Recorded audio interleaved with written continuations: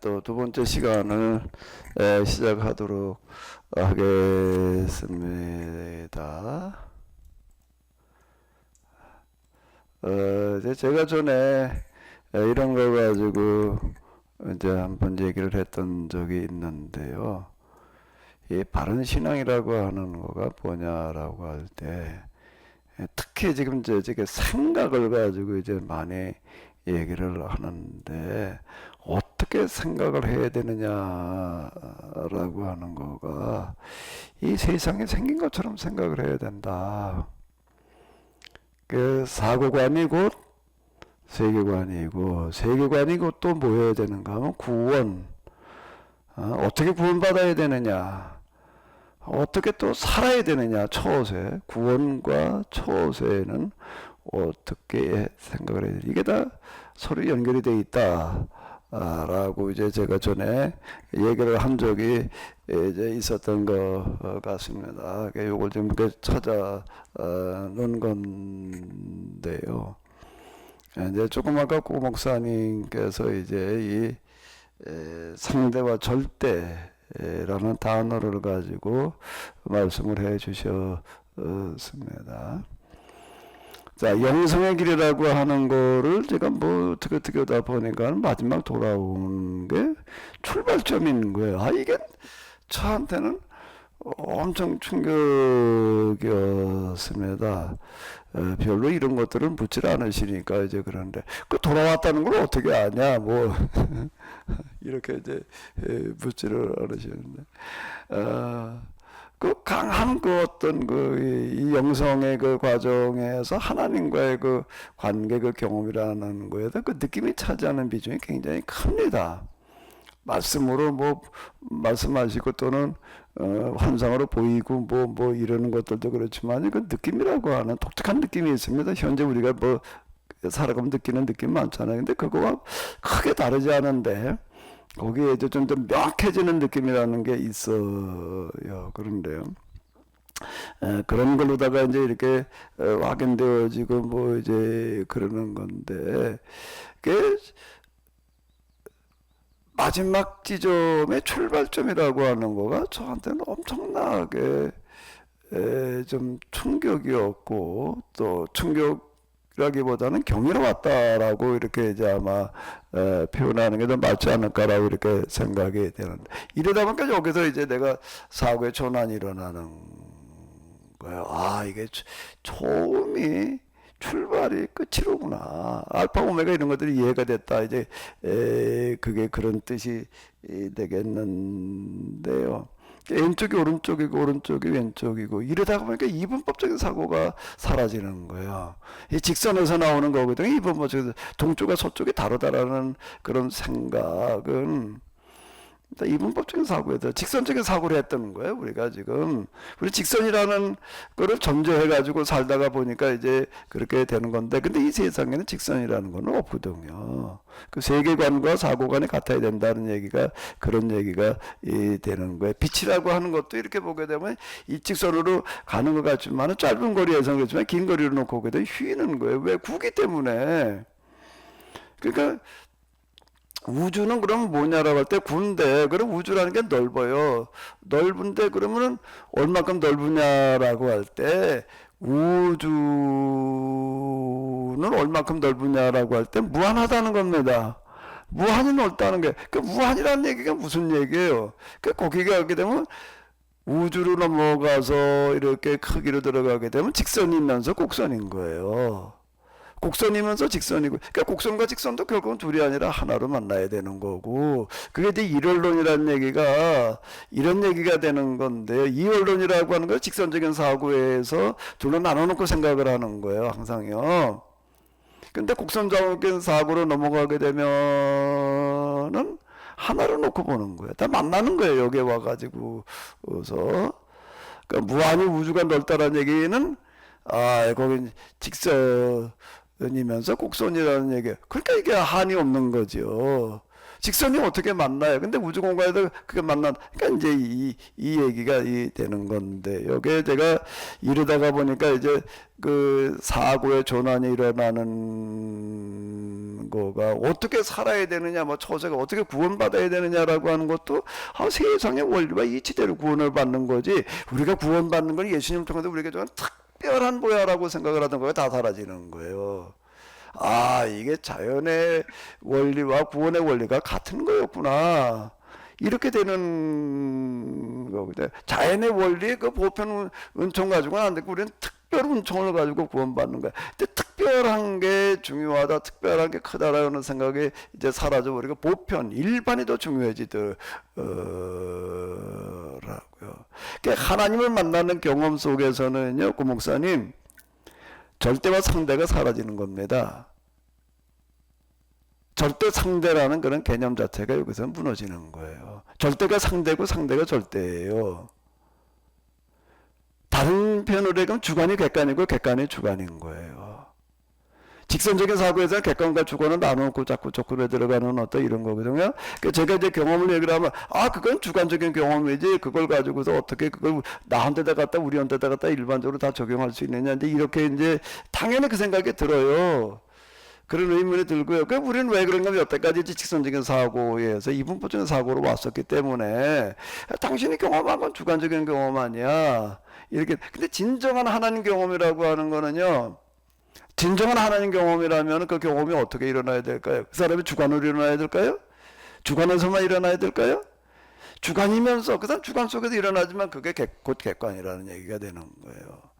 하나님을 배움는다라고 하는 어디까지 가느냐라고 하는 거가 문제인데, 이제 배움는 단계라고 하는 것까지가 거기가 제일 하나님 배움는 단계까지 가는 건데, 면전으로 가는 어떤 이런 거에서 거쳐가야 될 거가 많이 있는데, 주관과 객관이라는 도식도 넘어가야 되는 거고요. 절대와 상대라는 도식도 넘어가야 되는 거고, 인본주의, 신본주의 다 지나가야 되는 거예요. 직선과 곡선이라는 것도 넘어가야 되는 거. 직선이 곡선이고 곡선이 직선이어야 되는 거예요, 이게요. 그러니까 이렇게 보게 되면 이제 이게 말장난 같이 느껴질 수가 있어요. 알파가 알파지 어떻게 오메가냐 말이야. 그러니까 이게 이제 영적인 실제이고 세상의 실제이더라. 제가 이게 윤리도덕 강령인 줄 알았더니, 그게 아니라 영적인 실제더라. 제가 이제 자꾸 이렇게 얘기를 하는 게 이런 거거든요.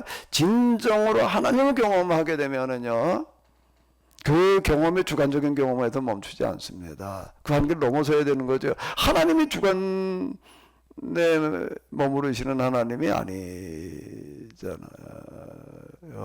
그래가지고 제가 이제 이거를 여기에다 일반화시켜가지고 법이라고 제가 얘기를 하는 거예요. 영성의 세계에도 법이라는 게 있다. 그러니까 우리가 여기서 괜히 시간 허비하거나 허탕치지 않으려면은 이 방식대로 가야지 된다. 제가 이렇게 얘기를 하는 거는 하나님을 배우는, 하나님을 만나는 그 순간, 그분이 진짜 진리라면은요, 진리가 주관이에요, 객관이에요? 좀 다여야 되는 거죠. 그 사람이 그걸 터득을 했다라는 측면 주관이지만, 터득한 진리가 그 주관에 머무르면 안 되는 거죠. 객관화되어야 되는 게 진리이지, 주관 속에 머무르는 게 진리일 수는 없는 거예요. 이게 주관과 객관의 도식이라는 것도 여기서 무너지는 거예요. 절대냐 상대냐라는 것도 물론 당연히 여기서 설 자리가 없어지는 거고요. 그래서 제가 뭐라고 얘기를 하는가라고 하게 되면 법이라는 단어를 내가 쓰는 거예요. 이게 법이단 말이에요. 법은 누구에게만 적용되는 게 아니잖아요. 제한이 있는 게 아니잖아요. 이번에 그 헌재에서 그 탄핵 그 얘기하는 걸 이렇게 쭉 설명을 들으면서, 그 법이잖아요. 헌법을 기준으로 해가지고도 여러 가지 법들이 있는데, 그걸 이런저런 이 말 저 말 가지고서 법을 갖다가 이렇게 법의 기준을 갖다가 흔들어 놓을 수는 없다라고 하는 거예요. 꼭 기적히 아주 상식적인 걸 가지고 얘기를 하고 있는 것 같더라고요. 그러니까 여기에 오게 되면은 뭐가 제일 크게 보이는 건 가장 작은 게 가장 큰 거더라 말이야. 결국에 가서는 상식의 법이더라. 영성의 세계가 상식이냐? 그 상식이 적용되지 않는다면은 상식이 무시된다면 못 상식이 되는 거지. 영성의 세계 못 상식. 그러니까 이제 간혹 영성 체험 좀 했다는 사람일수록 못 상식으로 가는 경우가 많아. 이건 특별한 거예요. 여기는 뭐야? 뭐 하나님의 그냥 계시야. 하나님의 계시라는 거, 하나님의 말씀이라는 거가 누구나가 다 상식적으로 이해할 수 있는 수준이어야 되는 거지. 특별하게 이거는 말이야, 뭐 한 사람만이, 그러니까 무조건 이거는 의심하지 말고 믿고 그냥 따라와야 되는 거야. 이렇게 얘기를 하면 곤란한 얘기가 되는 거지요. 그걸 왜 따라야 되는지라는, 진짜 하나님께서 말씀하신 거라고 하는 그게 제일 좋은 거여야 되는 거예요. 하나님의 말씀하신 게 아니라 묻지 말고 따라가야 된다. 이렇게 얘기를 하면은 안 맞는 얘기가 되는 거.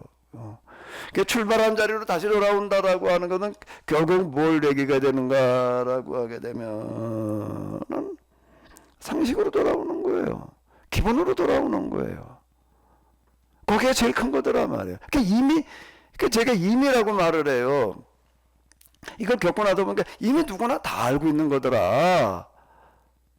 그건 경험한 사람만, 그 세계를 가본 사람만 특별히 아는 거야. 이렇게 얘기할 수 있는 세계가 아니다. 물론 거기에 가면 여러 가지 신비 체험 뭐 어쩌고 저쩌고 있는데 그 체험 자체가 중요한 게 아닌 거예요. 그 체험이 담고 있는 거, 체험이 말하려고 하는 거, 거기가 중요한 건데 그 이미더라. 누구나 다 아는 거더라 이미.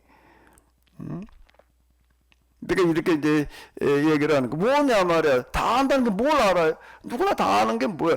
콩 심으면 콩 나는 거고 팥 심으면 팥 나는 거예요. 심는 대로 거두는 거예요. 결국에 가서는 거기에 도달하는 거예요. 누구나 다 아는 거지. 예? 이미 다 알고 있는 거지. 그 구원을 받는다는 건 구원은 특별히 계시를 받아야지만 말이야. 특별히 그 은혜를 받아야지만 구원받아 이렇게 얘기를 하게 되면은 그러면 이제 이것도 또 이제 모순이 되는 거예요 벌써요. 벌써 모순이 되는 게 구원이라는 게 뭐냐라고 누구나가 다 동의하는 가장 좋은 것이 구원이지. 구원의 법이라고 하는 거가 특별한 거야. 일반인은 알지 못하는 거야. 계시받은 사람만 알아. 이거 하나님은 그래도 꽁꽁 감춰놓으신 비밀이야. 말이야. 이제 이렇게 우리는 이제 얘기를 하는 경우들을 이제 많이 봐야죠. 그게 다 사이비인 거예요. 구원의 법이라고 하는 구원이라는 게 인간이 도달할 수 있는 가장 큰 건데 가장 귀한 거고 전부인데 그렇다라고 한다면 가치관이라는 거에 있어서 뭔가 모든 사람이 동의하는 가치관이어야 된다는 거예요. 그게 뭐예요? 이 세상에 있는 모든 사람들이 다 누구나가 신분지 빈부의 격차 없이 행복하게 살아갈 수 있는 세상을 만드는 거. 그거에 대해서 이건 절대 명제예요. 이건 절대 명제라고. 이거에 대해서 그건 상대적인 거지라고 얘기할 수 있어요. 그건 뭐 네가 그렇게 생각하는 거지 난 아니야 이렇게 얘기할 수 있는 게 없어요. 그건 네 생각 내 생각이라고 하는 게 설 자리가 없는 거예요. 세상 모든 사람들이 다 공평하게 신분지 빈부의 격차가 없이 행복하게 잘 살아야 된다라고 하는 거가 그게 상대적인 가치관인가? 누구는 그게 인정하고 누구는 그게 인정할 수 없는 가치관인가? 아닌 거예요. 그 절대 가치관. 이라고 하는 것과 구원의 길이라고 하는 게 구원의 방법이라는 게 같은 거여야지. 그건 상관없고 그냥 믿기만 하면 그러니까 이게 이제 자기 모순인 거예요. 벌써 이 말 자체가 그러니까 이런 거에서 비로소 이제 벗어나게 되더라 말이야. 눈에서 이 비늘이 떨어져 나와가지고도 비로소 보이게 되더라. 제가 이제 이렇게 얘기를 하는 거거든요. 그러니까 우리가 행동으로는 구원받는 게 아니라 믿기만 하고 이게 이제 자기 모순이었어요. 그래 그게 그냥 기독교의 절대 진리라고. 그게 어떻게 절대가 돼? 절대라고 하면 누구나 인정해지 절대지. 예수님 믿기만 하면 구원받아. 예수님 안 믿는 사람 구원 못 받는 거 이러면은 그걸 누구나가 동의하지 않을 수 없어야지 되는 건데 그 명제라고 구원의 명제라고 하는 거가. 근데 물론 거기에 이제 사고력이 좀 모자란다든지 뭐 그다음에 등등 그러다가 이제 이렇게 안 받아들이는 사람이 있을 수는 있기는 하겠지만 그건 어쩔 수 없는 얘기고 일반적인 그런 기준을 가지고 놓고 볼 때에 거부할 수 없는 거 그걸 이제 절대 명제라고 우리가 얘기를 한다라고 하게 되면은 절대 기준이라고 한다면은요 여기 이분법적인 사고가 서 있는 데가 아니라 여기는 일원론 구의 사고 그걸 가지고 이제 우리는 이제 이렇게 법이란 말은 법이 누구에겐 적용되고 누구한테 적용 안 되는 법이 아니에요. 법을 만든 사람 당사자한테도 적용이 돼야 되는 거지. 법을 집행하는 사람한테도 적용이 돼야 되는 거예요. 대통령이라고 하는 사람이 이 나라의 국군 통수권을 가졌지만 그래도 군인을 갖다 이래라 저래라 그래 아무데나 갖다 계엄군으로다 동원하게 되면은 그건 법을 어긴 거라는 거예요. 그러니까 그건 탄핵돼야 된다. 뭐 이번에 그렇게 얘기하는 거 아니에요. 이게 국회가 말해 그 야당이 독재하기 때문에 그거를 국민을 동원해서 그건 정치를 풀어야 될 노릇이지. 그게 국군 통수권을 가지고 거기다 휘둘러다가 될 노릇이 아니다. 그 법이 그 사람한테도 적용돼야 되는 거지요. 법 집행하는 사람한테도 법이 적용돼야 되는 게 법에는 예외가 없는 거예요. 예, 오 목사님 뭐 손을 드신 건가요? 네, 목사님.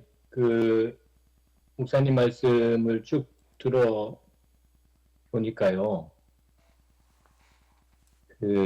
영성훈련 내지는 영성수련은 이번만이 아니라 목사님이 영성훈련 과정을 다 마치시고 세미나나 혹은 뭐 여러 가지 수련회나 이때가 이미 아까는 목사님께서 이미라는 표현을 쓰셨는데 이미 영성수련이 우리 모두에게 시작되었다라는 생각이 듭니다. 그러니까 사지전부터 시작된 영성훈련이 아니라 이미 20여 년 전부터 영성훈련은 시작됐다라는 생각이 떠오르고 왜냐하면 지금 하신 말씀하고 목사님 20년 전부터 하신 말씀하고 똑같은 이야기인 거거든요. 그래서 이거를 우리가 강론으로, 그러니까 이 강의나 뭐 책을 읽든지 이걸 통해서 우리가 강론으로 우리 삶에서 어떻게 구체화해서 적용해 가느냐 못 가느냐는 영성 훈련을 우리가 구체적으로 일지를 통해서 기록을 했느냐 못 했느냐 뭐 이런 차이인 것이지 이미 20년 전부터 영성 훈련은 시작되었다라는 생각이 들고 그렇게 받아들여진다면 이제 저는 개인적으로 이렇게 생각이 들고 다짐이 되는데 이 영성일지를 정말 죽을 때까지 써야 되겠다라는 생각이 드는 거예요. 이 영성일지를 마치 제가 일기를 쓰듯이 강 목사님 통해서 들은 강의나 혹은 책을 통해서 그리고 원리하고 원칙 이런 것들을 기준으로 해서 내 하루의 삶을 반추해 보면서 내가 정말 지극히 작은 자에게 제대로 했는가, 내가 정말 거대 담론을 생각하면서 하나님 나라라는 거대 담론을 생각하면서 내가 이렇게 행위를 했는가, 하지 못했는가, 그것에 대한 처절한 어떤 회개, 그리고 한 것에 대한 어떤 새로운 다짐과 결단, 이런 것들이 죽을 때까지 영성일지를 써야 되겠다라는 생각이 동시에 들거든요. 그래서 더 반복이긴 하지만 강 목사님도 이전에는 세미나, 이제는 영성훈련 이렇게가 아니라 이미 20여 년 전부터 영성훈련은 시작됐다. 이렇게 생각이 들어서 한 말씀 드렸습니다. 예. 그러니까 제가 출발점이 마지막 지점이다라는 그런 얘기는 그러니까 결국은 상식으로 돌아오는 거예요. 일상으로 돌아오는 거고요. 일반으로 돌아오는 거다라고 하는 건데 단지 이제 영성 수련이라고 그럴 때에는 이 모든 것들을 그냥 내 일상 속에서 할 수 있는데 이걸 이제 기도하는 훈련인 거예요. 결국에 가서는 기도 시간을 우리가 끌고 들어오는 거예요. 내가 얘기를 그냥 앉아서 혼자 생각하는 거고 기도는 하나님 면전에서 내가 하나님과 대화하는 형식이거든요. 하나님한테 모든 걸 다 내가 아뢰는 거예요.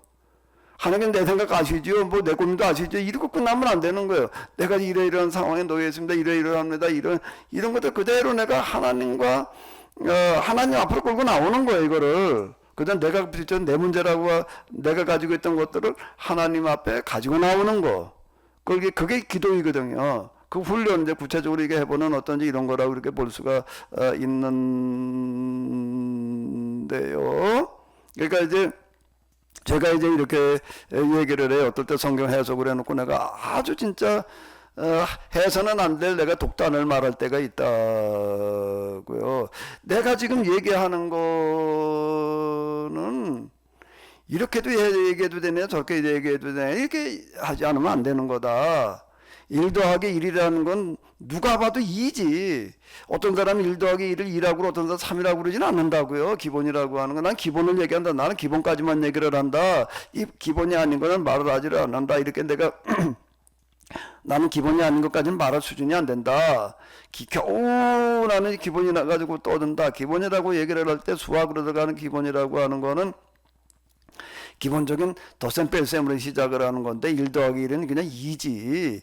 2 더하기 2는 4고 어떤 사람은 1 더하기 1은 2라고 가르치고 어떤 사람은 1 더하기 1을 3이라고 가르치는 사람은 없어요. 1 더하기 1은 2이지. 그럼 내가 지금 성경을 해석하고 하나님 얘기를 하는 거는 마치 1 더하기 1이 2인 것과 마찬가지다. 이걸 듣고도 어디 갔더니 저기 그 케노시스에서는 이렇게 말하더라. 이렇게 얘기하면 안 된다. 케노시스 얘기하는 게 다른 데도 얘기하는 것과 뭐 그냥 이런 여러 이야기가 있는데 그 중에 하나가 아니다. 이거는 1 더하기 1이 2인 거가 무슨 뭐 한 의견인가? 한 견해인가? 한 계산법인가? 1 더하기 1은 그냥 2지. 누가 얘기를 해도 2지. 내가 지금 여기서 얘기하는 거는 그와 같다 말이야. 기본이기 때문에 이거는 케네시스에서는 그렇게 얘기를 하더니 이렇게 받아들이면 안 된다. 예수님께서 나는 길이요 진리요 생명이니 나를 말미암지 않고는 아버지께로 올 자가 없느니라고 말씀하신 거와 이건 다를 바 없단 말이야. 이 해석이 이렇게 해석하지 않으면 안 되는 거지. 더 웨이지. 유일한 길이지, 유일한 해석이지. 이걸 다른 해석이 또 있다고 그러면 안 된다. 그렇게 생각해도 이걸 아까 이제 고 목사님 절대 상대 영성에도 내가 똑같이 얘기하는 거예요. 영성에서도 그건 목사님이 주관적으로 경험한 주관적인 거 아니냐라고 생각이 드실 수가 있어요. 근데 진짜 하나님 면전에까지라도 영성의 세계를 다 경험해가지고 한다면 주관적인 거 가지고 얘기하려고 그러겠어요? 주관에 머무르는 걸 가지고 말하려고 그러겠어요? 그게 아니라는 거예요. 영성의 세계가 이런 거더라.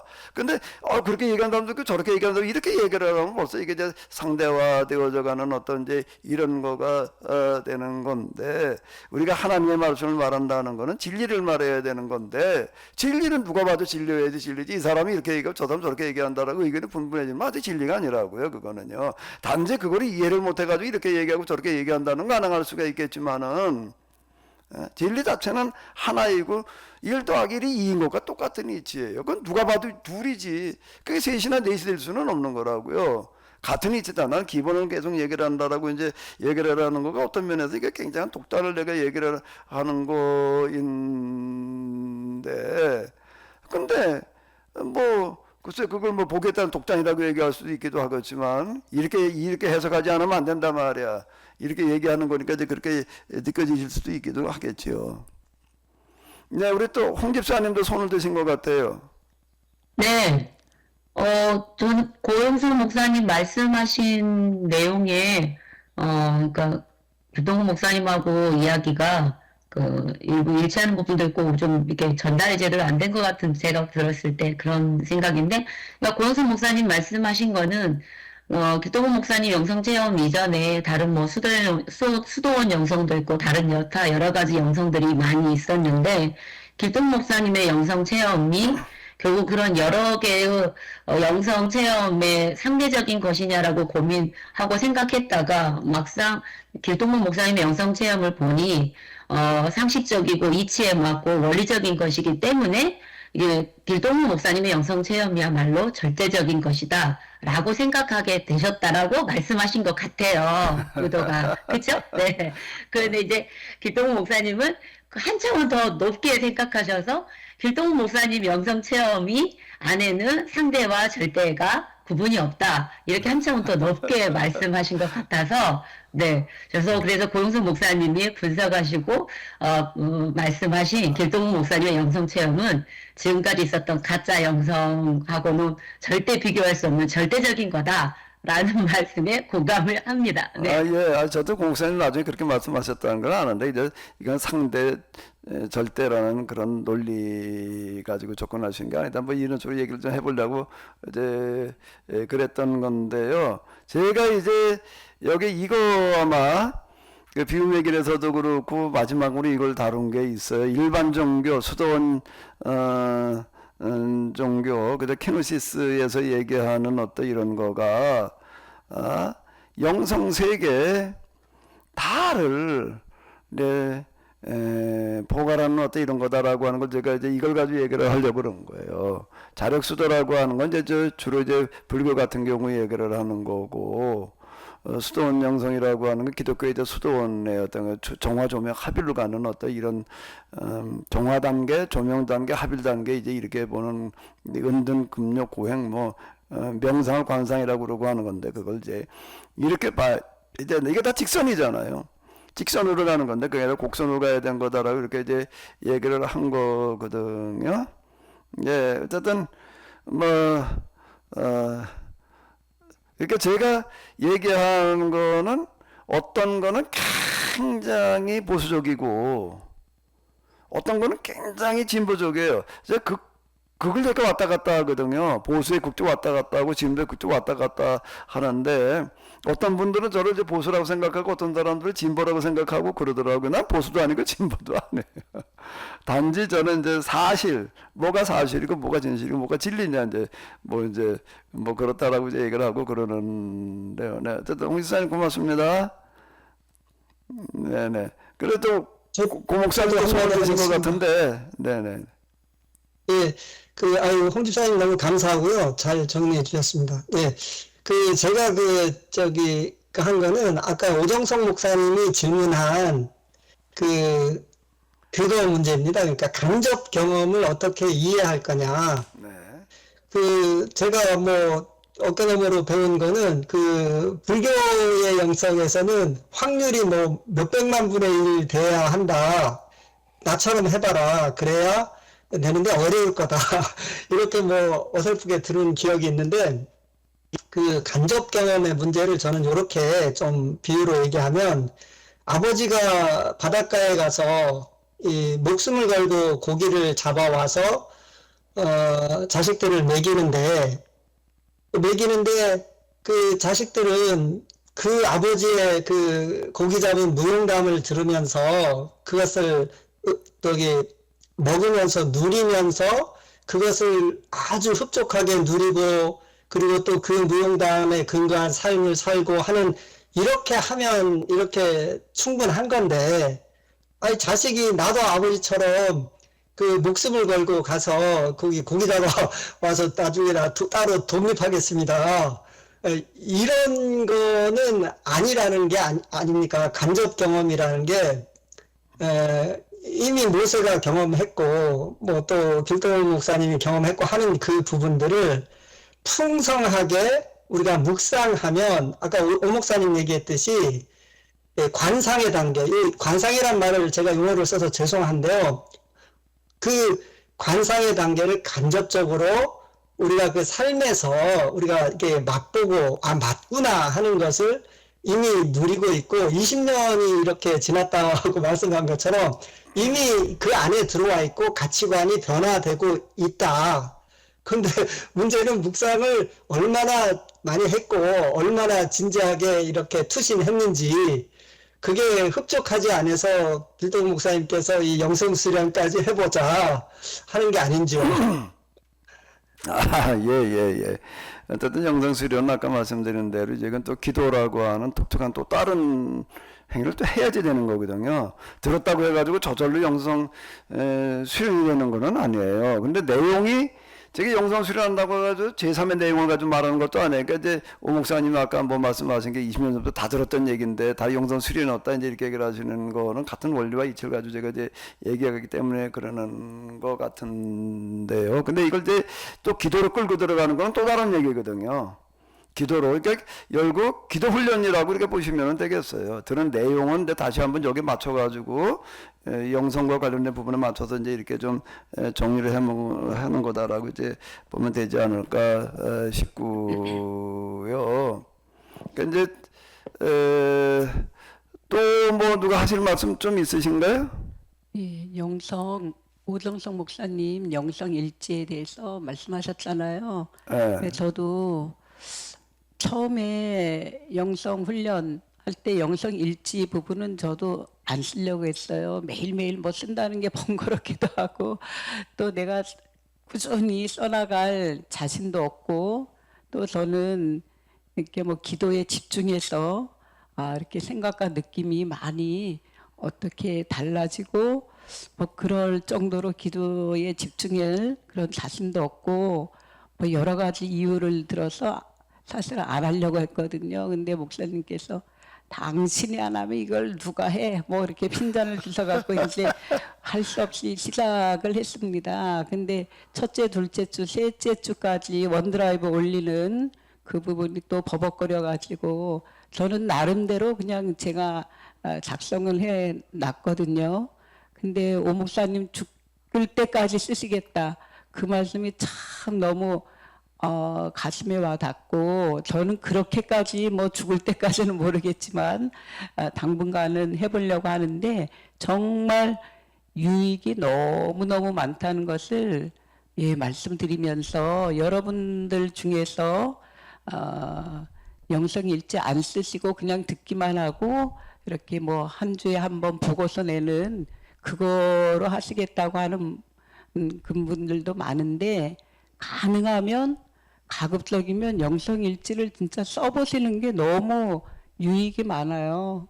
내가 하루를 돌이켜보며 그때그때 내가 이런 생각을 했었지, 아, 이거는 아니야. 이건 이렇게 했었어야 되는데, 이건 이렇게 된 거는, 아, 이게 아니지. 그럼 그걸 가지고 이제 기도가 될 수 있고, 또 정말 내 내면을 들여다보면서 쓴다고 하는 자체가 많은 반추의 시간, 자기 성찰의 시간이 틀림없이 되더라고요. 그래서 기도에 더 조금이라도 집중이 되고 몰두할 수 있고 또 여러 면에서 참 유익이 많다. 그러니까 여러분 제일 부족하고 정말 기도라고 하면 아마 여러분들 중에서 제가 제일 못할 거예요. 시간도 그렇고 내용도 그렇고 집중도 그렇고 제일 부족한 저도 이렇게 도움을 많이 받고 있으니까 여러분들께서 영성일지를 써서 한다면 굉장히 많은 발전이 있을 거라고 감히 생각을 합니다.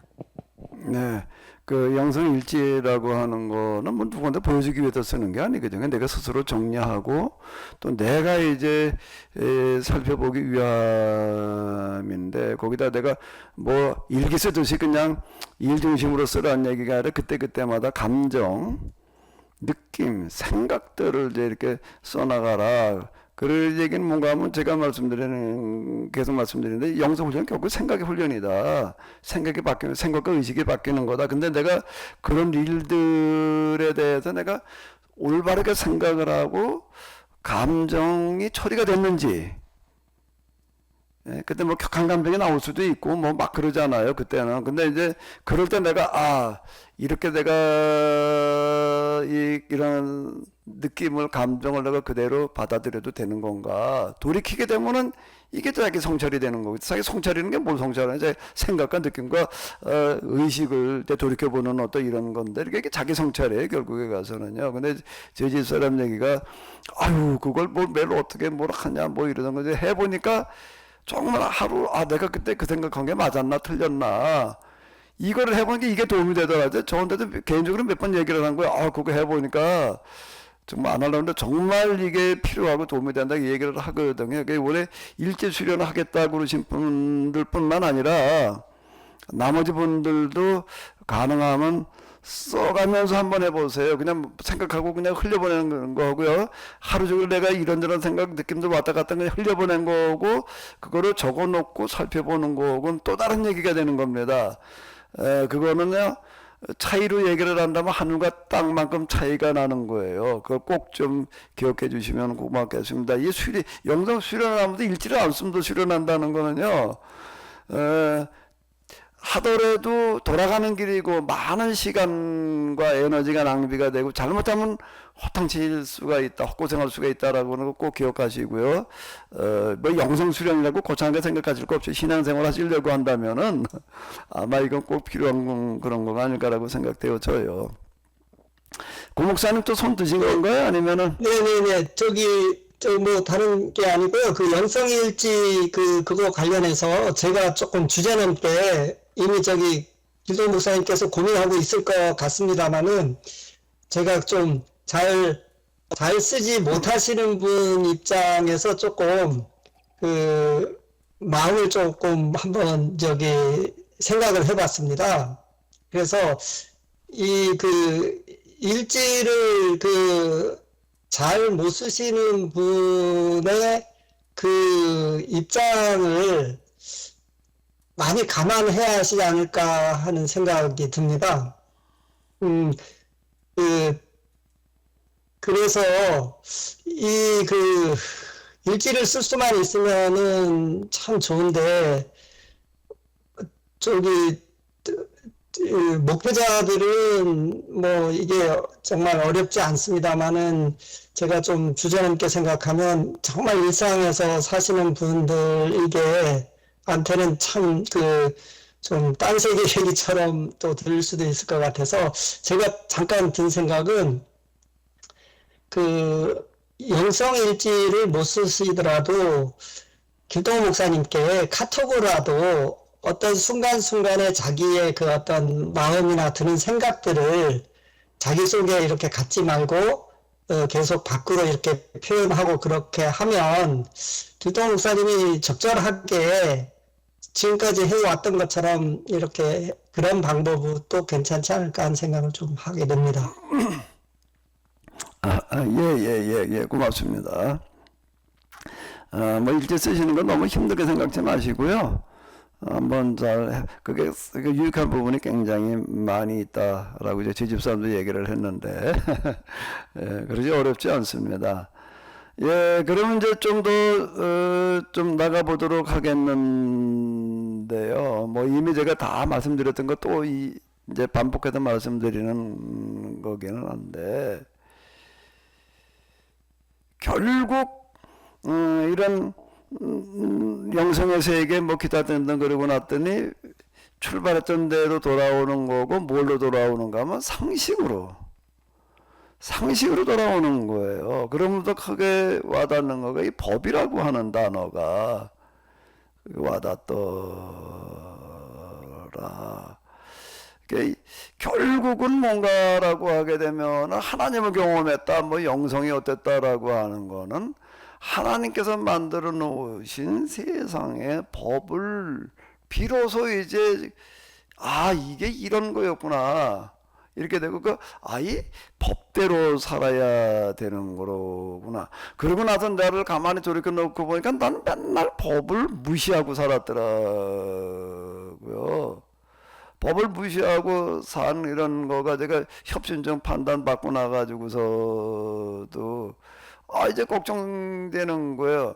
그래서 제가 40대 초때였는데 거기다 부정맥이 같이 있대나 협정적 부정맥이 같이 있으면 뭐 심장마비 1월에나 뭐 의사 얘기로는 절대 심장이 60% 이상의 부담 주지 마라, 그럼 멈출 수 있다, 뭐 이런 식으로 얘기를 해요. 그 무슨 약을 갖다 목에다 걸어주고 이거는 잘 때도 목에 걸고 자야 된다 말이야. 샤워할 때만 벗겨놓고 그냥 계속 그러다가 약간 심장이 이상한 느낌이 온다 그러면 일단 하나를 갖다 혀에 밑에다 집어넣어라, 뭐 이런 식으로 얘기를 하고 그러지. 우리 사람도 그런 말 못했어요. 그래서 혼자 조용히 나가서 이제 기도하면서 가슴에다 손을 얹고 하나님 여기다 좀 손을 얹어 주셔서 좀 고쳐주십시오, 뭐 이러고 기도를 했습니다. 근데 이게 나중에 하나님을 내가 경험하고 그러고 난 다음에 가서 이렇게 보니까 결국은 뭐였는가라고, 특히 이제 자연요법에 대해서 눈을 뜨고 나서 보니까 이 건강에도 법이 있는데 내가 그걸 무시하고 나는 살고 그냥 이걸 또 무시하고 그냥 살고 있으면서 하나님의 능력으로 고쳐달라고 그런 거로구나. 이게 이제 결국 내가 불법을 행하는 거더라고요. 그러니까 예수님께서 거기에 이렇게 보게 되면은 심판하시는 자들 향해서 뭐라고 얘기를 하죠? 불법으로 하는 자들, 행하는 자들아 내게서 떠나라. 난 너 모른다. 불법을 행하는 자들아. 그 말씀 이제 심판과 관련해서 하신 말씀인데, 심판하실 때 불법을 행하는 자들이라고 이제 이렇게 책망하신다는 말에 그전에는 그게 나 이해가 안 됐어요. 아니 불법을 행한다는 게 뭐야, 난 뭐 뭐 그렇게 법을 어긴 것도 별로 없는 것 같고 뭐 그러고 한데 그러면 뭐 불법에다 그냥 세상에도 오늘도 무법천지 산 사람들을 향해서 하시는 이야기인가라고 이렇게 생각되어졌는데 하나님께서 만드는 창조의 원리와 법대로 살지 않았다는 그런 이제 이 뜻이더라고요. 거기 보게 되면 이제 뭔가 하면 가장 가난한 자들에게 목마른 자들에게 물 한 그릇 갖다 주지 않냐고 뭐 옥에 갇힌 자들에게 한번 찾아가서 위로 한번 해주지 않고 이제 이런 거를 향해서 불법을 행하는 자들이라고 그렇게 얘기를 하신단 말이에요. 그럼 법이라고 하는 거가 사람이 지게 될 법이라고 하는 거는 뭔가라고 하게 되면 짐승에 사는 거와는 달라야 되는 거예요. 짐승의 세계는 전적으로 약육강식이에요. 정글의 법칙이잖아요, 여기는요. 정글의 법칙이어가지고 배가 고프게 되면 동종도 잡아먹는다고요. 하이에나들 보게 되면 그냥 배고프면 가다가 다른 때는 그러다가 다른 사냥에서 먹다가 뭐 어때 먹을 게 없게 되면은 그냥 동종을 잡아먹는 거거든. 그럼 넌 왜 그러냐라고 이렇게 물을 수가 없는 거예요. 그러면은 사람도 정글의 법칙으로 살면 안 되는 거 아니에요. 너는 어떻게 되든지 상관없이 그냥 나만 잘 되면 돼. 이러면 정글의 법칙으로 사는 거고 짐승과 다를 바 없는 거고. 그 사람은 어떻게 살아야 되느냐? 사람이 살아야 될 법이라는 게 있단 말이에요. 그게 선악과인데 선악과라는 이름 자체. 난 선악과를 그때 가가지고도 비로소 이게 과일 얘기가 아니구나. 이게 사람이 살아야 될 윤리, 도덕, 법을 얘기를 하는 거로구나. 내가 비로소 선악과를 이해한 거에 선하고 구분하면서 살아야 되는 거 아니에요. 사람에게만 선악과가 주어진 거지 짐승의 세계에 선악과가 주어지는 게 아니라고요. 짐승의 세계는 정글의 법이 주어지는 거고 사람에게 선악의 법이 주어진 거죠. 선악의 법이라고 하는 거가 뭔가 하면 서로 불쌍히 여기면서 하는 거예요. 자기 힘으로 살아갈 수 없는 사람들 사람이 태어나는 게 다 똑같이 태어나는 게 아니잖아요. 지적 장애자도 있고 신체 장애자도 있고 정상적인 사람도 있고 좀 더 수재, 천재도 있고 요즘 이제 지적장애, 신체장애자, 지적장애자들 뚜렷하게 드러나는 사람들은 그래도 이제 복지에서 이제 대상이 되는 거예요. 정부 차원에서 좀 보살펴 줘야 된다. 그런데 이제 전문가들이 나와서 얘기를 하는 거는 뭐라고 얘기를 하는가라고 하게 되면은 신체적 장애자만이 아닌 장애라고 판정받기는 어렵지만 실제 살아가는 데 있어서 사회적인 장애를 가진 사람도 있다는 거예요. 적응이 안 되는 거예요. 그러니까 이제 대충 학교도 다니고 그저 이 정도는 되지만은 나가가지고서 사회활동하는 데에는 장애라고 얘기할 수밖에 없는 적응이 안 되는 사람들을 말하는 거죠. 근데 그 사람들이 13%인가 얼마 텐데요. 생각보다 많더라고요. 이 사람들에 대해서도 우리가 좀 이제 복지 차원에서 정부 차원에서 관심 가져야 된다. 이렇게 얘기를 하는 거예요. 사람이 태어나는 게 똑같이 태어나는 게 아니란 말이에요. 똑같은 환경에 태어나는 것도 아니고 내가 그런 환경에 태어나고 싶어도 태어나나? 아프리카저 굶주리는 나라에 태어난 사람은 자기가 선택해서 태어나는 게 아니잖아요. 내가 우리나라 이 대한민국에 태어난 것도 내가 그렇게 태어나고 싶어 태어난 것도 아니고 내가 어떻게 하다 보니까 그래도 조금 이만큼 공부하는 머리를 가지고 태어난 건데 머리를 내가 선택을 했나 주어진 건데 그럼 어떻게 살아가야 되느냐라고 할 때 좀 나만 못한 사람들 무시하지 말고 불쌍히 여기고 돌봐주며 살아야 된다. 자, 이게 법안이에요, 이게요. 그러면 그 법과 그렇게 살아가야 되는 거예요. 선악이라고 하는 걸 구별하면서 그래서 선을 따라 살으려고 해야 돼. 그럼 나만 위주로 살아가려고 한다면 악을 따라 사는 거고 정글과 다를 바 없는 어떤 이런 건데 그럼 구원의 법이라고 하는 것도 이 법과 같은 거여야지. 구원의 법도 같은 법이어야 되는 거예요. 뭐 가지고 구원받느냐라고 얘기를 할 때 결국은 실천 가지고 구원받는다고 그래야지 실천과 상관없이 믿음 가지고 구원받는다라고 얘기를 하면은 모순이 되는 거예요. 그럼 뭔 소리야? 성경에 보게 되면 그냥 믿으면 구원받는다고 그랬잖아. 그 성경을 오해한 거죠. 성경이 진짜 그렇게 얘기하고 있느냐라고 하는 건 다른 얘기라고 하는 거예요. 그건 제가 누차 얘기를 했던 건데 다시 한번 또 우리가 본다라고 하게 되면은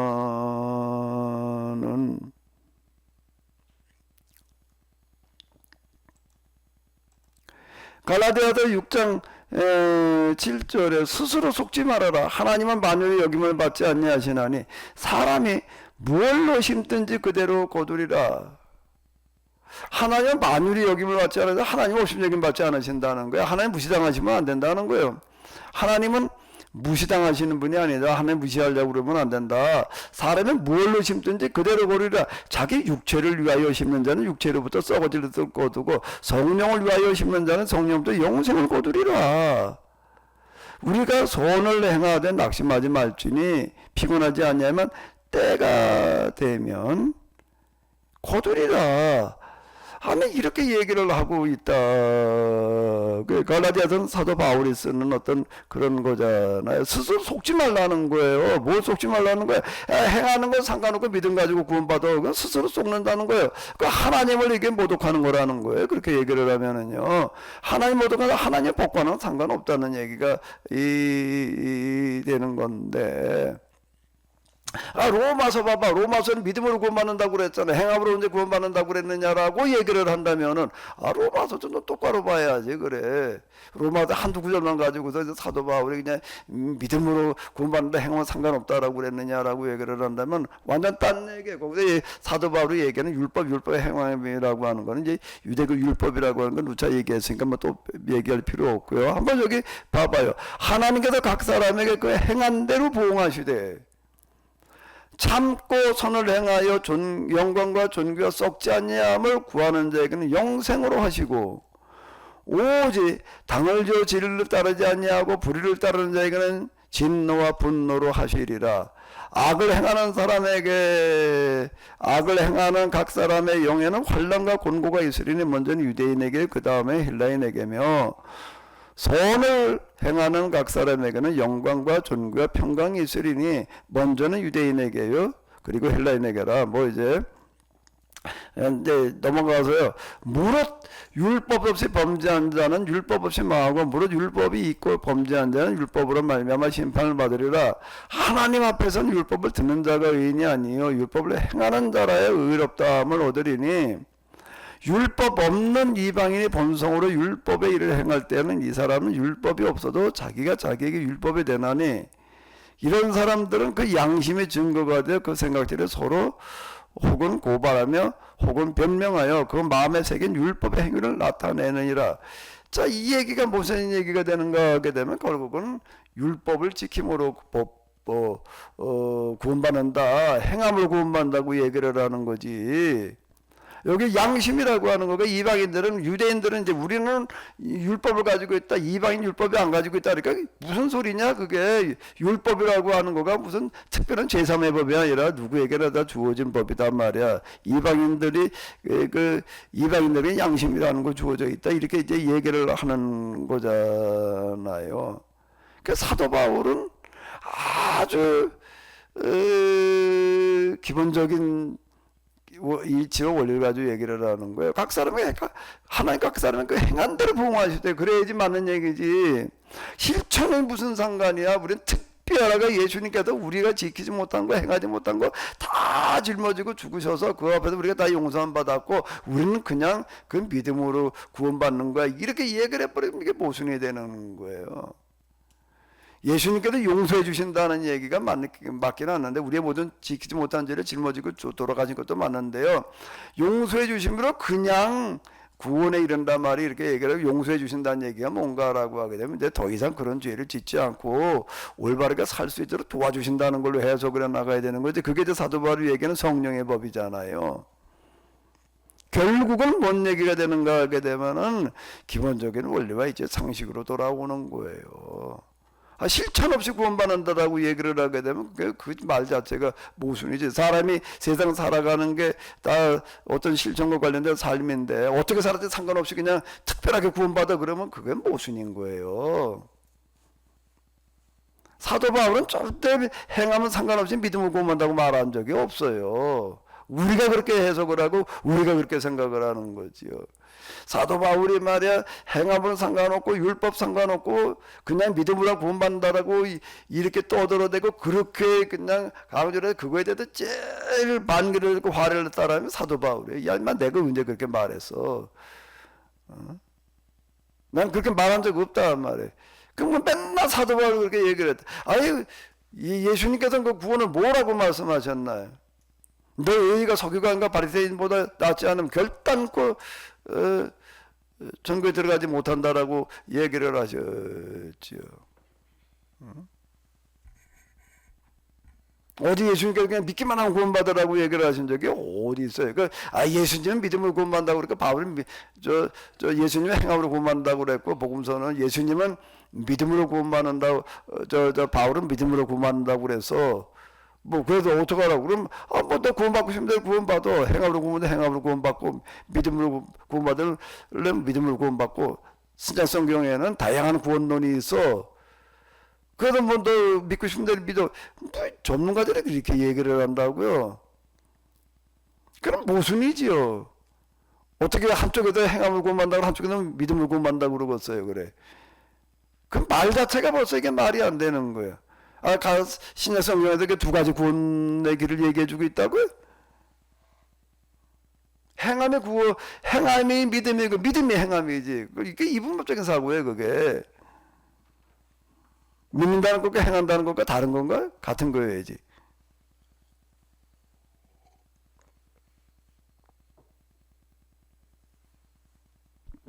결국은 어디로 돌아오는 건가 하면 상식으로 돌아오는 거고, 결국은 어디로 돌아오는가 하면 법으로 돌아오는 거예요. 그러니까 영성 경험하고 난 다음에 비로소 내가 이제 뭘 이해하냐면 요한복음을 이해를 하겠더라고요. 자, 이 요한복음을 왜 나름대로 열심히 읽는다고 그랬는데, 요한복음 1장 1절, 2절, 3절에 예수님을 로고스라고 그래요. 요한복음 로고스론 귀가 따갑도록 들었지, 신학교 다닐 때도 요한복음 내가 특별히 좀 관심 가지고 몇 강의를 듣고 그러고 했는데, 요한복음에 로고스는 있다는 걸 몰라? 그거 다 아는 얘기죠. 로고스가 어쩌고 저쩌고. 그 영성을 경험하고 난 다음에 가서 이렇게 보니까 비로소 요한복음에서는 예수님 뭐라고 그러는가? 로고스, 즉 법이라는 얘기예요.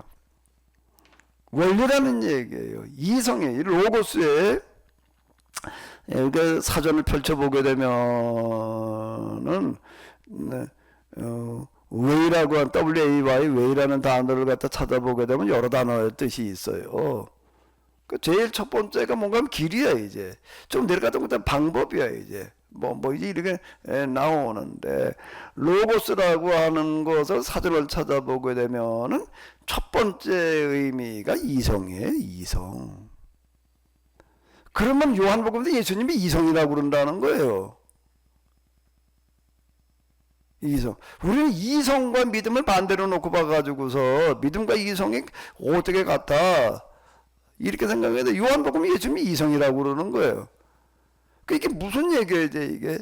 두 번째, 세 번째쯤 넘어가면 이제 그 다음에 이제 원리와 이제 사물의 원리와 이제 그다음 법 이렇게 이제 얘기를 할 수 있는 어떤 이제 이런 건데요. 요한복음에서는 헬라인들이 찾던 만물의 원리와 이치, 그걸 이제 로고스라고 그랬는데, 그런 의미로다가 이제 로고스에서 썼다라고 이제 얘기를 할 수가 있는데, 요한복음은 신약 성경의 신명기다 말이야. 이제 앞으로 선교 2세기를 내다보면서 이제 예수님을 누구라고 그래야 되느냐? 아브라함과 다윗의 자손이라고 그러지 마라. 하나님의 아들 예수 그리스도라고 부르지 마라. 예수님은 누구라고 그래야 된다는 거예요. 그건 다 아브라함과 다윗의 자손, 하나님의 아들 예수 그리스도, 그건 다 유대적인 표현이고, 이제 2세기를 맞아가지고 헬라 문화권 속에서 온 세상 땅끝까지 이르러가지고 세계인들을 내도 얘기를 할 때는 예수님은 뭐라고 그러라는 거예요? 로고스, 만물의 원리와 이치, 그 속에 들어있는 법이라고 믿어야 된다. 그 예수님 믿는다는 건 뭘 해야 된다는 거예요? 하나님께서 만드신 창조의 법과 원리대로 살아야 된다. 그게 구원의 길이다. 요한복음에다 믿음이라고 얘기를 하는 거는 누구든지 저를 믿으면 구원을 얻으리란 말이야. 예수님 믿으면 구원한다는 거, 우리는 공관복음식으로 넘어와가지고 예수께 우리를 위해서 죄를 짊어지고 돌아가셔서 말이야 십자가에 모르다 이래 우리가 믿기만 하면 구원받아, 이런 식으로 자꾸 믿음이라는 걸 얘기를 하는 거예요. 요한복음에서 예수님 믿으라고 그러는 거예요. 뭐라고 믿으라는 거예요? 예수님 로고스라고 믿으라는 거예요. 요거 요한복음에 얘기하는 예수님 믿으라는 얘기는 로고스로 예수님 믿고, 그래도 어떻게 하라고요? 로고스이신 법이신 만물의 원리와 이치인 상식인 명분, 절대 명분이신 그 말씀대로 법대로 사는 게 곧 구원에 이르는 길이야. 이렇게 얘기를 하고 있는 걸로 봐야지 이게 맞는 얘기가 되는 거죠. 내 요한복음을 내 나름대로 꽤 안다고 생각을 했어요. 신학교 다닐 때도 내가 두 학기나 이걸 들었고, 한 번은 강해로 뭘로, 또 한 번은 헬라어 기초문법 빼고 난 다음에 이제 요한복음 제일 먼저 또 해석을 하더라고요. 그건 뭐 문장 해석하느라고 좀 해본 거지 요한복음을 공부했다고 얘기할 수는 없는데, 그래서 나름대로 요한복음을 좀 안다고 생각을 했는데, 자, 하나님을 경험하고 나서 보니까 아는 게 아니더라고요. 그렇게 알아가지고서는. 근데 결국 영성의 하나님 경험이라면은 하나님의 뭘 경험하는 거죠? 하나님의 무엇을, 하나님을 무엇로 경험하는 거예요? 길이에요. 법이에요. 법. 그래서 결국 영성 어쩌고 저쩌고 한다면은 우리에게 주어지는 법대로 사는 거예요. 근데 자꾸 법대로 살고 싶지를 않은 거예요. 특별히 하나님께서 도와주셔서 특별히 되기를 원하는 거예요. 자꾸 그 속성이 우리 가운데 들어있다고. 콩 심을 때 콩 나고 판 심을 때 판 나는 걸 믿는 게 결국은 영생의 길이다 그러는, 그건 뭐 특별한 게 그게 뭐냐 말이야. 하나님의 라면 말이야. 하나님께 믿고 기도하고 하나님께도 뭐 특별히 좀 되게 한다고 그래야지. 이게 요렇게 이제 요런 속성이 우리 가운데 있는 거예요. 이게 타락한 죄의 속성인데요. 콩을 심는다라고 하는 거, 심어만 놓으면 콩이 저절로 나나? 콩도 때 맞춰 심어야 되는 거고, 심은 다음에 또 어떻게 가꿔야 되는 법이 있는 거고요. 그래가지고 자세는 노력을 다 해야지. 콩에 대해서 연구를 해야 되는 거고, 콩 농사 지려면 콩 연구를 해야지 돼요. 아무 때나 갖다 막 심는다고 그냥 되나? 때가 있는 거고, 콩 심을 때도 또 심는 간격이라는 게 있는 거고, 아무렇게나 막 갖다 뿌려 놓으면 되나? 많이 연구를 해야 되는 거고, 그 다음에 그걸 가꾸기 위해서 많은 노력을 해야 되는 거고, 그거 자체가 영성인 거예요. 영성은 이걸 기꺼이 즐거움으로 받아들여서 요행수 뭐 이런 거 기대하지 않는 거예요. 하나님 법대로 살으려고 그러는 거죠.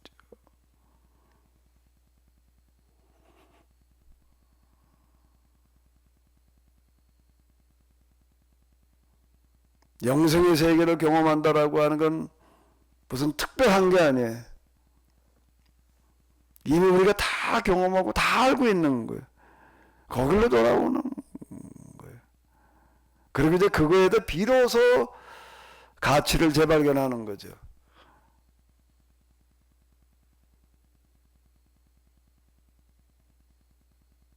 상식의 가치. 콩 심은데 콩 나는 거가 얼마나 특별한가라고 하는 거를 다시 발견하는 거예요. 일반 은총이 특별 은총이고 특별 은총이 일반 은총이 이제 나눠놓고 보게 되지를 않는 거죠. 기적이 그전에 그냥 기적으로 초자연으로 그냥 뭐가 이렇게 자꾸 얘기를 했는데요. 오늘 하루 내가 이렇게 살아가고 있다는 것보다 더 큰 기적은 없는 거고요. 오늘 하루 어김없이 태양에 또 올라와서 저렇게 우리 비춰주고 있다는 거, 낮이 왔다는 것보다 더 큰 기적이 세상에 어디 있어요. 그건 기적이라고 인정도 안 하고, 그 뭐 특별한 무슨 걸 또 뭐 하늘로부터 온 표적만 맨날 구하고 있는 거예요. 예수님한테 와가지고 예수님께서는 이미 벌써 막 병자도 고치고 오병이의 역사 다 하고 그런 건 내버려두고 하늘부터 오는 표적, 자기가 원하는 대로 기적을 일으키라고 지금 그러고 있는 거예요.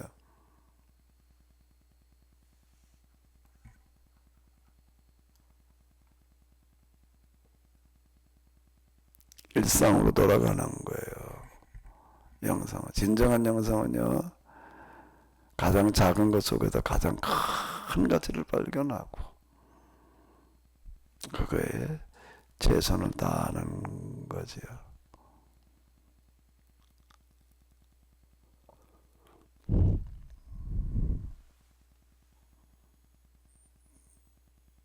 자, 또 뭐 여러분들 하실 말씀 있으시면 좀 하십시오. 그래서 좀 몇 분이 카메라를 켜주시고 또 뭐 얘기도 하시고 그러니까 조금 나네. 나 혼자 떠드는 것보다. 혼자 바람파폭 떠들고 있는 것만큼 힘든 게 없더라고요, 해보니까.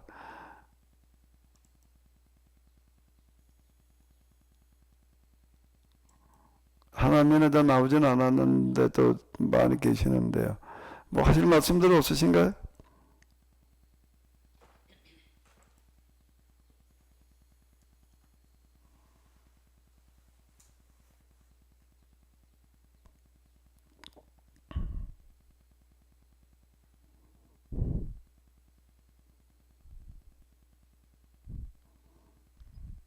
영성의 길을 가다 보게 되면요, 아주 매서 특별을 좋아하는 자가 하나 있습니다. 목사님, 예. 카메라를 좀 질문. 켜주시고. 예, 장로님. 은혜라고 하는 그 개념이요. 은혜요? 은혜요? 그걸 곰곰이 생각해 보면 그 특혜가 있고 보편적인 그 은혜가 있잖아요. 네. 그걸 어떻게 나눠야 되는 건지. 그러니까 목사님, 우리가 특별법도 있고 또 일반법이 있다고 하셨어요. 네네네. 우리는 하나님께 특혜를 구할 수도 있잖아요. 네. 그러니까 이제 그럴 경우 우리가 보통 하나님의 은혜를 구할 때 특혜를 구하기보다도 우리가 보편적인 은혜, 그 법이죠. 말씀대로 네. 법대로 살아갈 수 있다고 하는 것도 하나의 은혜인데, 그래서 우리는 그걸 보편적인 은혜로 생각하고 일상 우리가 축복할 때 하나님의 은혜가 함께 하시기를 기원합니다. 이렇게 그 보편적인 은혜를 구하거든요.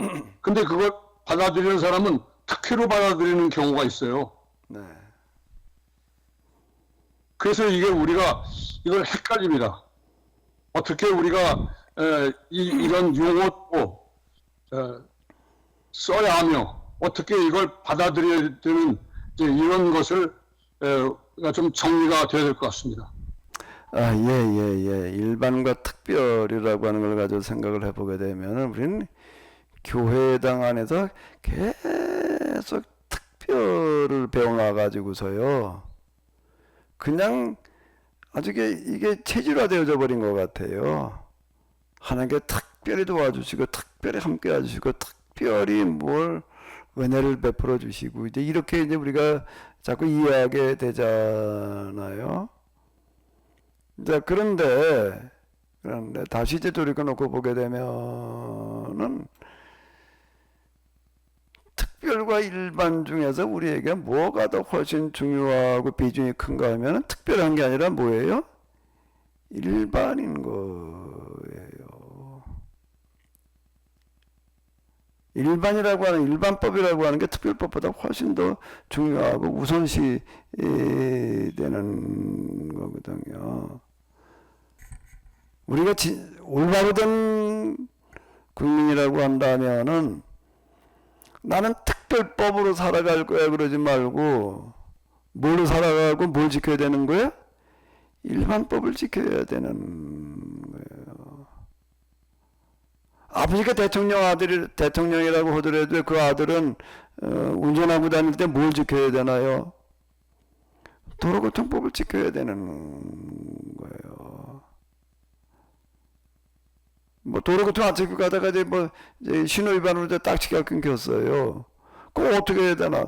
뭐 우리 아버지가 뭐 대통령인데 뭐까지 그 전화 한 통화만 하면 해결되지. 그러면 안 되는 거예요. 내가 신호 위반해도 벌 깔고 나왔으면 내가 내야지. 그걸 뭐 누구 아는 사람 뭐 동원해가지고 해결하려고 그러면 그럼 이제 위법이 되는 거라고요. 그 우리가 진짜 구해야 될 거는 우리 속성 속에는 일반법보다 특별히 자꾸 난 취급받고 싶어하는 속성이 누구에게나 다 있다고요.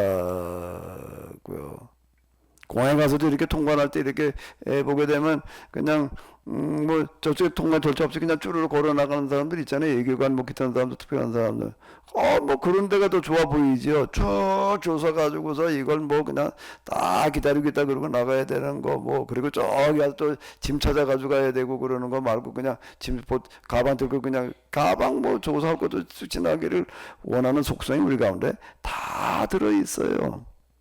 그럼 우리가 영성을 체험한다 하나님 된다는 거는 이런 속성을 버리는 거예요. 비로소 내가 특별하게를 누가 나 특별하게 대해주면 기분 좋지요.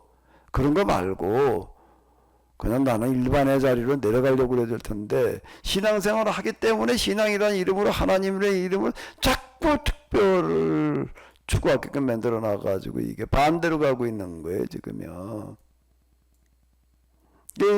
기도하다가 이렇게 보게 되면 이런 것들이 다 이제 하나님께로 가까이 갈수록 이게 회개의 대상이야. 이게 그동안 내가 기도한 게 뭘 한 건가, 내가 자꾸 부정으로 가란 말이야. 도와달라 뭐 함께 해달라 고쳐달라 이거 말고 부정으로 기도를 해라라고 자꾸 얘기를 하는 게 이제 그런 얘기가 되는 건데요. 기적이라고 하는 거 특별한 거 기적을 얘기할 텐데 진짜 기적은 내가 오늘 경험하고 있는 것보다 더 큰 기적은 없다라고 받아들여야지 될 것 같아요. 장로님께서 물으시는 것과 지금 뭐 제가 얘기하는 게 동문서답하는 건 아닌지 잘 모르겠는데 자체 동문서답할 수가 있어서 일반법으로 내가 내려가는 거고 이거보다 저도요. 회심할 때 예수님의 구세주로 영접되어지는 흔히 얘기하는 회심할 때 엄청난 감격을 내가 이제 느꼈어요. 이야 참 예수님을 통해서 이렇게 특별한 은혜가 임해가지고 특별하게 죄사함을 받고 이야 구원받는다라고 하는 그런 그 감격이 그걸 그렇게 해석을 해주니까 이제 엄청나더라고요. 내가 이제 하나님의 아들이 됐다, 뭐 어쨌다, 뭐 이제 이루고 경험을 했는. 그게 참 그 이후 제가 신앙생활 하는데 이제 하나의 이제 힘이 돼줘가지고 여기까지 왔는데. 근데 하나님을 다시 이제 기도하면서 두 번째 경험하면서는 뭐가 경험되어지는가 하면 일반 은총이 경험되어지는 거예요. 일반 은총이 경험되어지는데 일반 은총이 어떻게 경험되어지는가 하면 1:1 관계로 경험이 되어지더라고요. 조직관리 잘하는 사람 보게 되면은 1:1 관계를 만들어 놓는다고 그러잖아요. 하나하나를 다 조직원들을 내가 너만 좀 특별하게 생각하는 거야. 너한테만 특별히 이걸 맡기는 거야. 이제 이런 식으로 해 놓는다는 거예요. 이제 그래서 그게 이제 조직관리 잘하는 사람들 이제 그런 걸 잘하는 사람들인데 하나님을 경험하고 난 다음에 이제 회심해서 경험 말고 하나님을 경험하고 난 다음에 와닿는 가장 특별한 은혜, 특별한 은총은 무엇일까요? 태양인 거예요.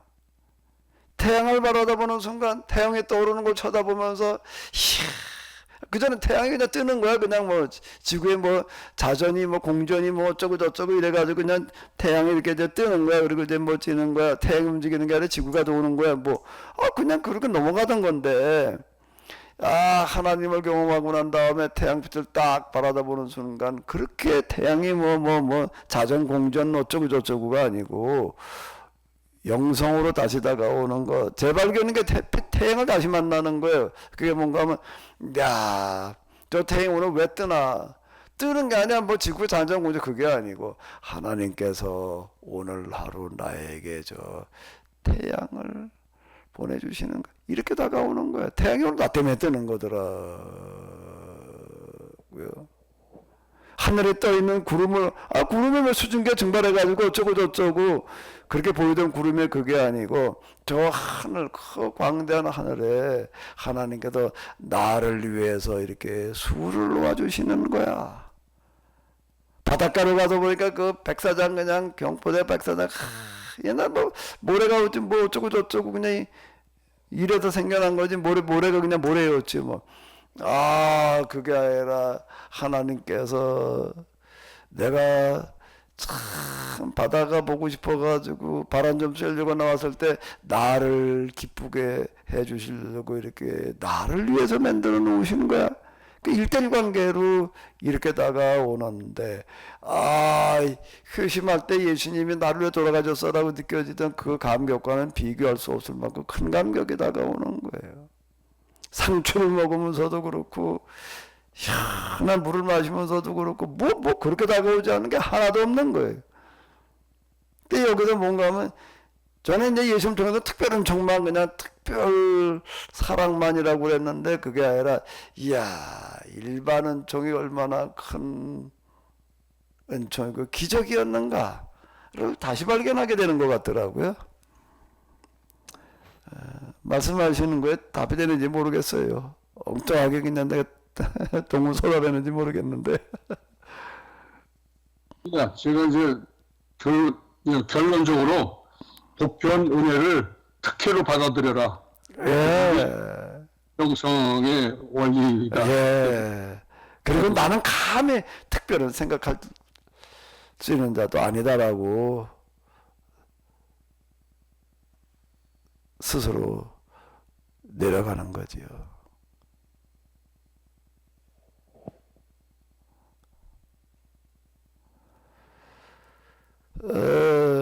조금 아까 제가 이제 말씀드리려고 그랬던 것 중에 하나가 뭔가 하면은 영성의 길을 가는데 계속 특별 타령하는 자가 하나 있습니다.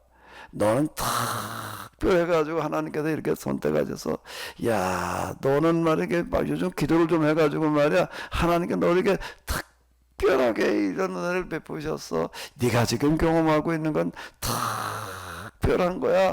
너 특별한 사명자야. 이렇게 꼭 부추겨 놓는 자가 있어요. 누굴까요? 마귀예요. 마귀 나가지고 계속 그렇게 만들어 넌 특별한 사명자고 하나님께서 너에게 말해 특별한 은사를 주셔서 이런 능력을 주신 거고 요렇게 만들어 놓는 거예요. 그렇게 계속 내 마음속에 그런 생각을 집어넣어 주는 자가 있어요. 그러니까 내가 생각을 느낌을 계속 이제 일지에다 딴 거 위주로 적지 말고 이거 위주로 적으라는 얘기는 그런 얘기가 되는 건데요. 이게 기도를 조금 하려고 그러다 보면 아마 이런 느낌과 생각이 찾아올 때가 많을 거예요. 하나님께서 나에게 이렇게 특별하게 은혜를 베푸시는구나. 오늘 이렇게 하나님께서 나에게 그냥 이런 무슨 영을 부어주시는구나. 뭐 이렇게 은혜를 주셔서 내가 기도를 잘하게 하시는 거야. 이런 생각이 자꾸 찾아올 거예요. 그걸 다 분석을 해봐야지 돼. 거기에 속아 넘어가지 말아야 돼요. 나는 특별히 아니라 일반도 감당하기 어려운 자예요. 또 뭔 얘기가 해보죠. 예, 시간이 얼마 안 남은 것 같은데 제가 한 가지 건의를 좀 하나 하고 싶은 게 있었어요. 건의? 예. 목사님 맨 처음에 계획하실 때는 1시간 반 강의에서 1시간은 강의하고 30분은 기도의 시간을 생각을 하셨는데 전부 각자 흩어져 있고 뭐 그러다 보니까 이게 기도에 전념하거나 어떻게 하기가 쉽지 않을 것 같다. 그래서 지금 1시간 반을 그냥 물론 대담이고 토론이고 질문과 뭐 답변으로 진행이 되긴 하지만 그래도 좀 강의식이잖아요. 그래서 저는 조금 전에 든 생각에 예를 들어서 일반 은총과 특별 은총 중에 정말 태양을 봐도 그 태양이 오늘 나를 위해서 떠오르는구나. 이게 정말 하나님의 특별한 은혜다. 뭐 그런 것이 하나의 화두가 되어가지고 그걸 가지고 우리가 정말 오늘 하루에 하나님의 은혜가 얼마나 큰지, 그러면 그거 하나를 가지고 우리가 같이 뭐 10분, 20분이라도 기도하고, 너 지금은 너무 영성 전반적인 이해를 다시 하게 하기 위해서 영성 전반의 이야기를 계속 하시는데, 이것도 필요하지만 그거 하나하나에 대해서 저희들이 같은 마음으로 이 시간에 같이 기도를 하는 그런 거는 또 좀 어떨까 생각하고요. 또 목사님께서 이게 우리가 지금 영성 훈련이잖아요. 훈련이면 지도하는 목사님 말씀에 좀 많이 순종해야 될 텐데, 불편하고 조금 번거롭고 또 부담될지도 모르지만 목사님이 카메라를 모두 켜서 같이 대면하는 것과 같은 그런 상태에서 강의를 진행하고 훈련을 진행하고 싶어 하셔가지고 여러 번 카메라 켜기를 얘기하셨는데, 이게 훈련이기 때문에 저는 여기에 좀 따르는 것이 훈련 받는 사람의 그 기본 자세가 아닌가 생각을 하고, 내가 싫어도 하기 싫어도 이런 거부터 하면 그것이 나에게 유익이 되고 도움이 될 것 같아요. 그러니까 카메라를 켜고 앉아 있는 자세부터가 마음 자세가 또 이게 다르잖아요. 그런 것도 좀 영성 훈련의 차원에서는 따라야 될 것 같고, 또 한 가지 조금 전에 건의드린 것처럼 한 뭐 주제 화두를 가지고 짧게라도 같이 기도하는 그런 식으로 진행하는 것은 또 좀 어떠신가 하고 한번 건의를 해봅니다. 예. 제가 이제 영성이라고 하는 것은 결국 작은 거를 큰 걸로 만나는 거다라고 이렇게 말씀을 드렸는데요. 그냥 특별한 어떤 뭐가 없으시면 카메라 좀 켜십시오. 그럼 다 켜는 거예요. 이거를 안 지키면서 뭐 딴 걸로 어떻게 해요? 그러니까요. 같이 그러고서 집사람이 이제 옆에서 좀 이제 답답하니까 아마 지적을 하는 거 같은데요. 물론 여러분들이 이제 카메라는 닫아놓고 그냥 자연스럽게 앉아서 그냥 이렇게 저렇게 들으시는 거가 편하시기는 하겠지만은 카메라를 켜놓으면 불편해요. 그러니까 자세를 일단 똑바로 하고 있어야 되니까 여러 가지로 이제 그렇게 불편하고 그러긴 하지만, 이 영성의 길이라는 거는 불편을 감수하는 거거든요. 그러니까 그런 것도 좀 지켜주시는 게 좋을 것 같아요. 우리가 이런 거를 같이 지키지 않는데 다른 거 뭐가 되겠어요? 이런 건 아직 일지 쓰는 거를 하려고 그러겠어요. 뭐 그냥 내 생각대로 그냥 나 하고 싶은 오고 말고 싶은 말고 이제 이런 식으로 돼버리게 되면은 아무것도 아닌데, 가능하시면 여러분들이 좀 같이 지키고 따라 주셔서 이 시간이 그냥 그저 대충 지나가는 시간이면 안 되잖아요. 여러분들에게 정말 영성 수련이 되는, 이걸 뭐 제가 언제까지 할 수 있을지는 모르겠어요. 이런 거를요. 그동안 20세미나 20년 해왔지만은 앞으로 또 뭐 계속 내가 이제 죽을 때까지 이거 영성 수련한다라고 이렇게 생각할 수 있을지 제가 드는 느낌이에요. 제가 지금 드는 느낌으로다가는 이게 내가 다음 학기에 영성 수련을 또 할 수 있을까? 라는 생각이 느낌이 들어요. 내가 그렇게 생각했다는 얘기가 아니라 느낌이 드는 거예요. 지금 이제 이게 한 학기 6개월 하는 건데, 다음 학기도 내가 이걸 또 할 수 있을까? 물론 내가 계획으로는, 생각으로는 할 거예요. 그런데 내 상황이, 과연 내가 다음 학기도 이걸 또 할 상황일 수가 있을까? 이런 느낌이 좀 들어서 최소한 1년 다음 학기까지는 할 수 있으면 좋겠다. 제가 이렇게, 이건 제 생각이고, 근데 느낌으로 온다가는 어쩌면 다음 학기가 어려울 수도 있겠다. 그거는 이제 제가 요즘 재현 이렇게 얘기를 하는데, 제가 얘기하는 재현은 여러분들은 구체적으로 여러분 하루의 일과 속에서 그 영성 하나님 앞에서 내 삶을 재현해보자라고 이제 생각하시는 거지만, 제가 생각하는 재현은 또 그거하고 조금 달라요. 이 대멸종을 막을 수 있는 정말 이 땅에 하나님 나라가 임하게 하는 어떤 이제 그런 일들과 관련되어져서 저는 이제 이거를 이제 재현이라는 말을 지금 쓴 건데, 근데 그게 본격적으로 시작이 되게 되면은 제가 지금 이렇게 영성 수련 뭐 이러고 해가지고 이러고 있을 겨를이 없어질 것 같아요. 그거 뭐 거기 움직여야 되잖아요. 제가요. 그래가지고 어쩌면 이게 언제 시작될지는 모르고 어쩌면 그냥 또 생각 이렇게 이따 끝날지도 모르지만 그건 뭐 뭐라고 내가 지금 가늠해도 얘기할 수 없죠. 이제 와닿는 느낌으로 얘기를 하는 건데요. 어쩌면 다음 학기가 없을 수도 있겠다. 근데 다음 학기까지는 그래도 최소 1년은 좀 이게 해야지 뭐가 조금 될 텐데, 다음 학기까지는 어떻게 좀 했으면 좋겠는데 라고 이제 바람이고 생각이고요.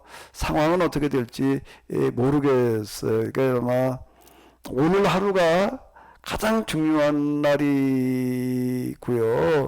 이번 학기 여러분들이 하시는 거가 뭐 다음에 또 한다 고 생각지 마시고, 이번 학기가 마지막이라고 생각을 하시고 좀 이렇게 아마 해보셔야 되지 않을까. 상황이 어떻게 될지는 모르지만은 어쩌면 다음 학기가 없을 수도 있겠다.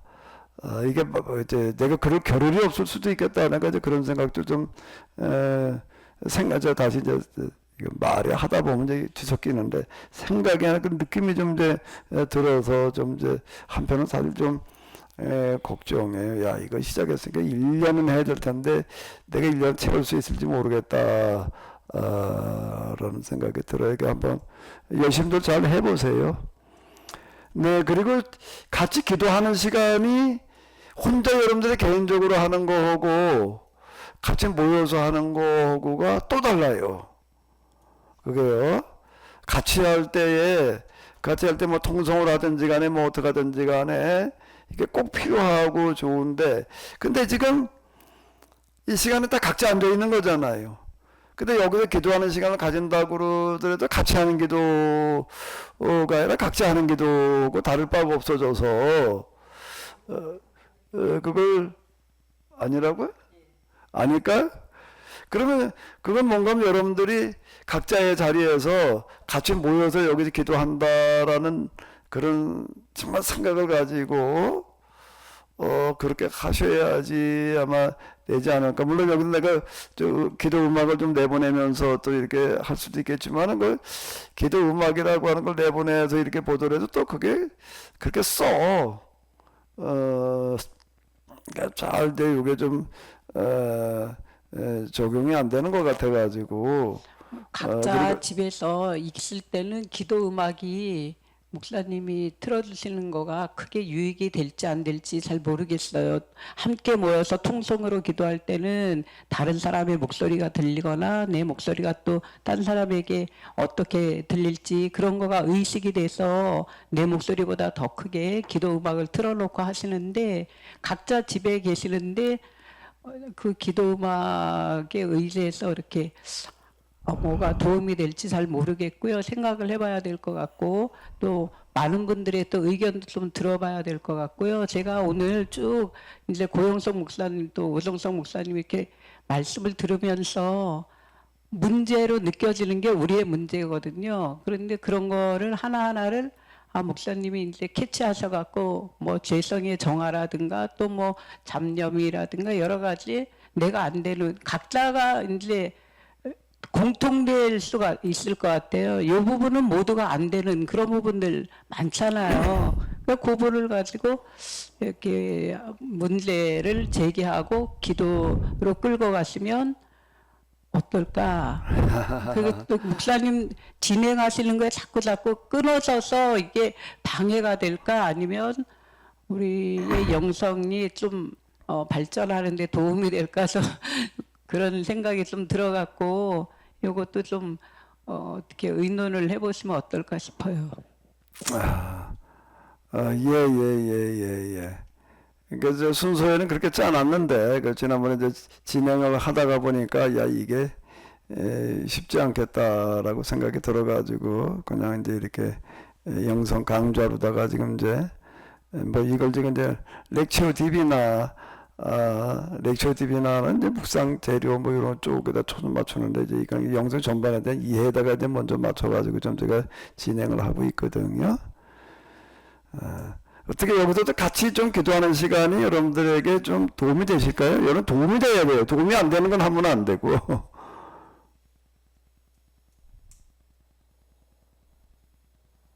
같이 하는 거가